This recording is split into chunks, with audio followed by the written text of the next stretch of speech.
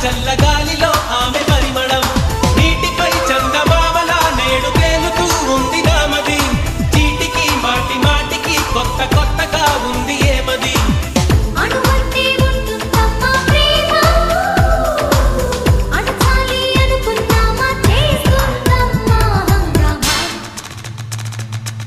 దేవుడే దిగి వచ్చిన స్వర్గం